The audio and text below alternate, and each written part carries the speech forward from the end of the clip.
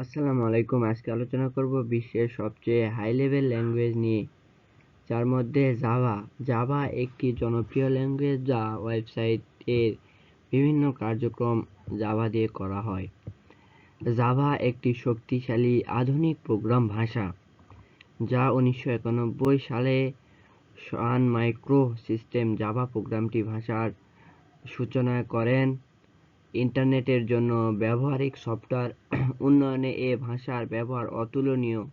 এজন্য জাভাকে C++ এর internet সংস্করণ বলা হয়। বর্তমান সময়ে ইন্টারনেট ও নেটওয়ার্ক প্রোগ্রামিং এর জনপ্রিয়তা বৃদ্ধি পাওয়ায় জাভা অত্যন্ত জনপ্রিয়তা লাভ করেছে।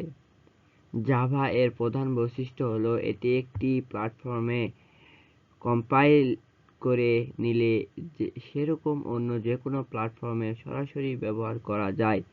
এটি অর্থাৎ রাইট অনস রান এনিওয়্যার সুবিধা সংবলিত।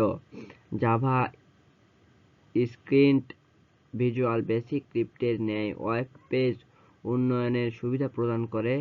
জনপ্রিয় ওয়েব ব্রাউজারগুলো ওয়েব পেজের ভেতর জাভা আপডেট চালু করার সক্ষমতা দেওয়ার কারণে এটি খুব দ্রুত সবার কাছে জনপ্রিয় হয়ে উঠেছে।